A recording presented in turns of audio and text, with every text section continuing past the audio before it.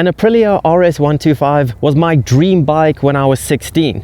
To me, it was the coolest, fastest, and best smelling motorcycle a 16-year-old could get their hands on.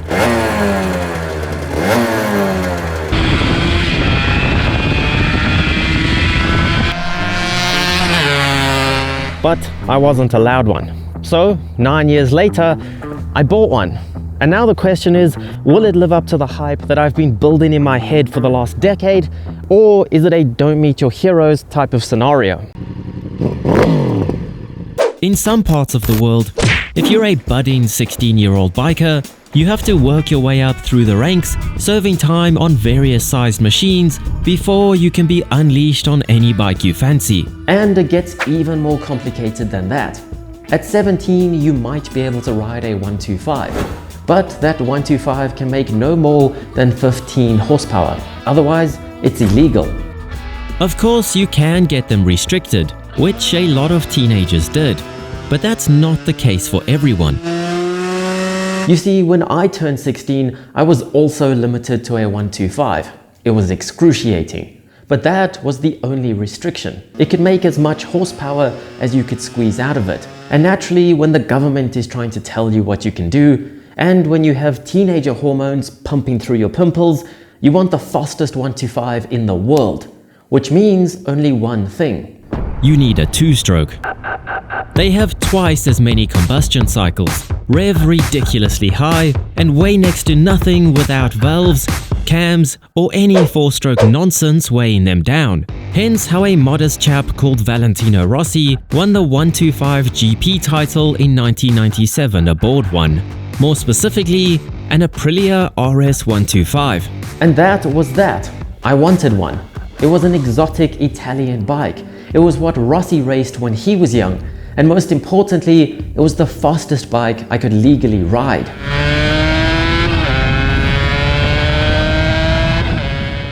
So I got a Honda CBR 125 instead.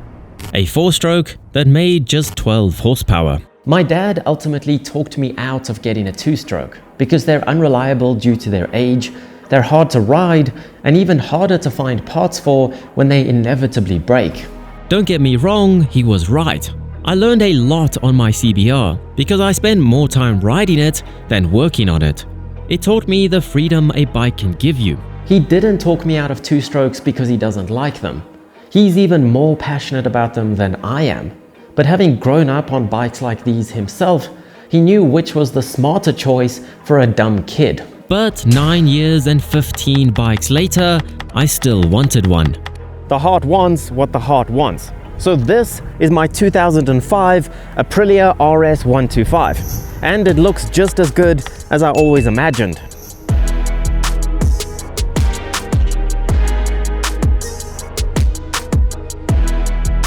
This is the third of 4 generations of RS125s.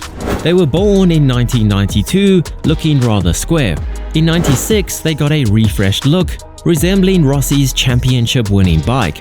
3 years later, they got a new Rotax 122 engine and a smaller 28mm carb, but kept the same look. It's a 124.8cc water-cooled single, making around 30 bhp.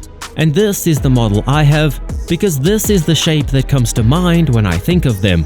In 2006, they got sharper lines, looking more modern like an RSV4, but less like the classic bike I love. And in 2011, they officially killed off the two-stroke hero and replaced it with a boring four-stroke called the RS4 125. No thanks. Fortunately, these older models live on with passionate owners. And I get to experience this piece of beautiful history in 2023.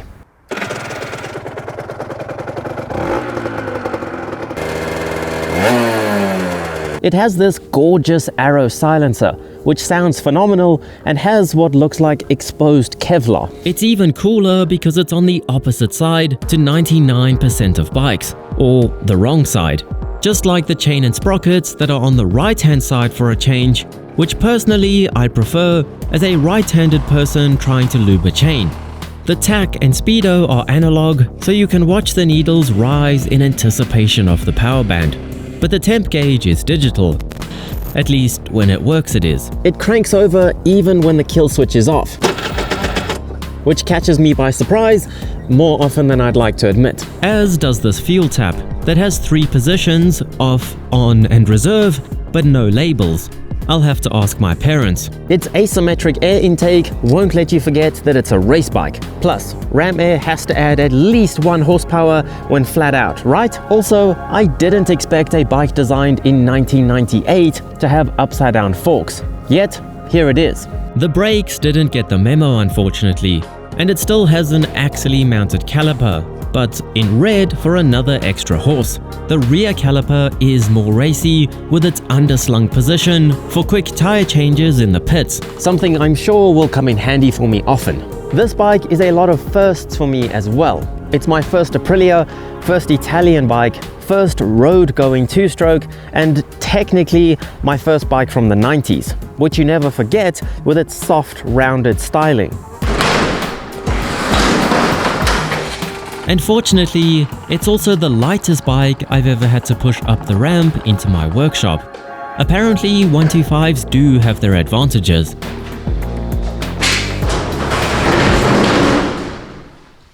I haven't been this excited to ride a new bike in years. I mean, I've been waiting for this moment since I was 16, but I've been putting it off for a few days now because I'm scared I damage it. Don't forget, it is on the older side, and they were known to be a little fragile even back in their heyday. They're not shy to go through pistons if not looked after, and the wiring is exactly what you'd expect from Italy in the early 2000s. So I think it's best to do some basic maintenance before I ride it for my own peace of mind. First of all, since it is a 2-stroke, it needs 2 types of oil. 1 to lubricate the cylinder and 1 to lubricate the transmission. Under the rider's seat, there's an oil reservoir for 2-stroke oil. There's a cap to top it up, and this is a sensor for an oil light on the dash so you don't seize it. My only 2-stroke experience has been with dirt bikes, where you have to manually mix your oil with your fuel to make premix before your ride. So this feels high-tech and luxurious. I know it must have been simple technology for the bike to mix your oil and fuel together, considering it's even on a little RS.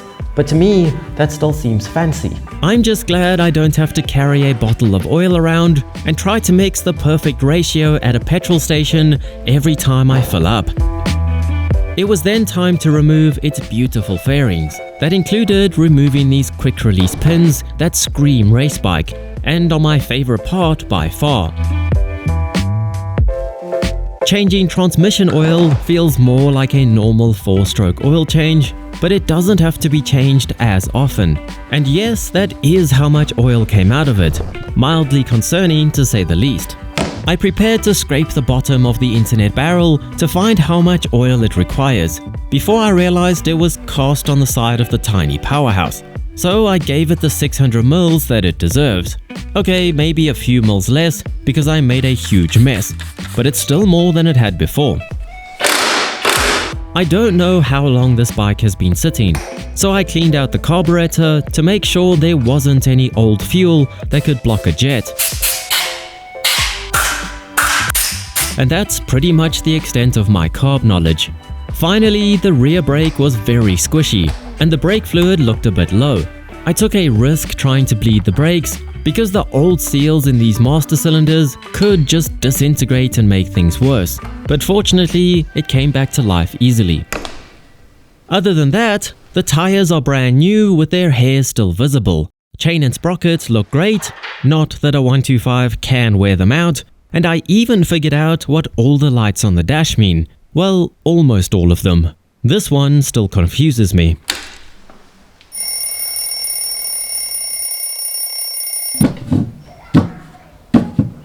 Stop hitting me and go ride your 2-stroke.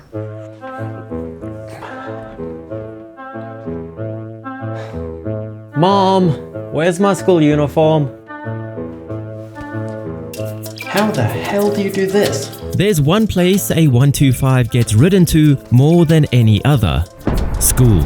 I thought it was only fitting to do the trip I dreamed of doing hundreds of times on this bike, and in character to make it more authentic. Well, the closest thing I have these days. Then there was only one thing left to do: summon the two-stroke gods. Or as regular people call it, warming it up.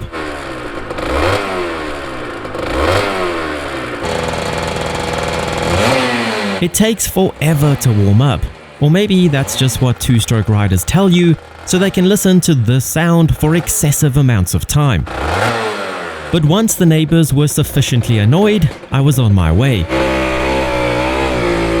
It's safe to say that I'm not used to riding a two-stroke on the road, especially such a small one. I wasn't ready for how much clutch work it required to keep it from bogging down on me.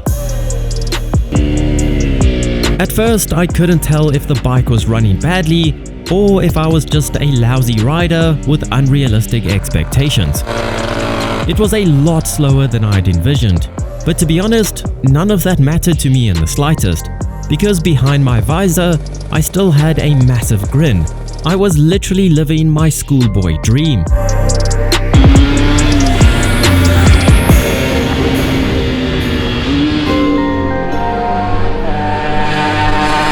As I got closer to school, I started to figure out what it wanted from me. The first 8,000 RPMs are just for show. In fact, they should be sold separately. But once it's singing millimeters from the red line, you forget it's a 125 and feel like a full-blown racer.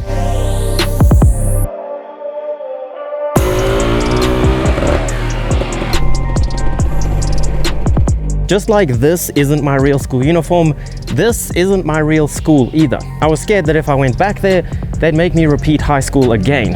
And the first 3 times were enough for me. But you have to admit that it does have the creepy vibes that I associate with schools. I'm pretty sure I looked completely crazy riding here, in my makeshift school uniform, holding up traffic on a really old two-stroke that you just don't see around anymore. I can't imagine what Tesla owners would think. But that is what I respect most about a bike like this. If you saw a fully grown man riding a CBR 125, for example, you'd know that he's just riding it to save fuel or to beat the traffic. He's not a real biker. But you could see a 50-year-old man riding around something like this, and you know that he's just a die-hard biker. You wouldn't judge him for riding a little 125 because you know that it's a choice of passion. If I'd ridden this to school every day, I probably would never have stopped at school. I'd have just kept riding all day. And although the school run is how I dreamed of riding it, that's not where it belongs. This is where it belongs, a racetrack. Well, technically this is a go-kart track, but I used to bring my supermoto here all the time, and I figured a 125 would be more fun on a go-kart track than on a massive full-size track. Once again, the warm-up ritual was underway. And this time, it was brightening up pit lane. This track is very used to Rotax engines, but usually in a go-kart. Not this Italian Exotica. But on my very first outlap, I realized there was some preventative maintenance I had missed. Well, that didn't last long. I made it about half a lap, twisted the throttle, and I'm pretty sure that's the throttle cable snapped. And I do not have a spare one. At last, I had a good excuse for not keeping it in the power band. But I guess this is what the real walk of shame looks like. Not even a single lap completed. Nevertheless, the day was still young, and I wasn't giving up just yet. The closest bike shop was just 3 minutes away, where I was able to grab a cable repair kit, and I borrowed some tools from the karting workshop at the track. I was sure we were back in business.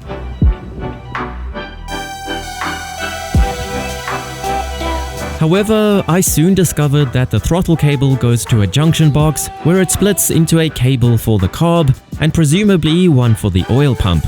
And the throttle cable had already had a janky fix earlier in its life that needed more tools than I had to fix. So this is not how I expect a day to end. I was planning on telling you how I'm struggling to keep it in the power band because it's so small and I'm so useless, but in a way it is kind of poetic. An old Italian motorcycle breaking down on the first lap. I wish I'd been filming that part, but you literally can't write this stuff. I am relieved that I just had to push it back to the pits from that side of the track and that it didn't break down yesterday when I was riding it miles from home. That would have been a much longer way to push it. This is far from the only quirks it's had either. The temp gauge only works half the time, and the other half just sits on low even after an hour of riding. It's fine because you can feel when the radiator's getting hot and it's ready to go. But it would be a problem if it's starting to get on the hotter side of things and there's no way of knowing. The wire on the two-stroke oil sensor is also a bit iffy, and since it's under the seat, the light often flickers on and off as I move around on the seat. The rear brake that I revived sometimes loses pressure for a few miles and then will just come back randomly. It's gutless under 8,000 RPM, making it a handful to ride on the road. The funny part is that it has a passenger seat and foot pegs, yet it struggles to get me up a hill on my own. And Aprilia literally failed to dot all their I's and cross all their T's, because the dot on the second eye is missing on this side of the tank, and the chances of it being re-sprayed badly are just as high as Aprilia getting it wrong in the first place. I guess like there's no I in team, there's only one I in Aprilia. Don't forget the MIA gear oil. There was also an incident where I ran out of fuel, but that's 100% on me.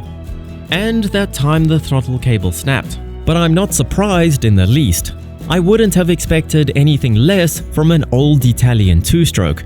I'm more surprised that I didn't seize it than by the issues it had, which means it's time to confess. Dad, I hate to say it, but you were right. If I'd had this bike as a teenager, I know I'd be a much faster rider than I am now, from learning how to keep it in the power band. I'd also probably be a better mechanic, but I'm certain that a four-stroke was easier to learn on, which taught me to be safer on the road. I definitely think getting this bike later on in my motorcycling career has helped me to appreciate it a lot more. I knew exactly what I was getting myself into and therefore didn't get frustrated when it started acting up. The moral of the story is that you should always ride your heroes. As long as your expectations are realistic, they can't disappoint you. I've loved every moment of two-stroke smoke, every second in the power band, and even every moment in the workshop. But thank God for four strokes.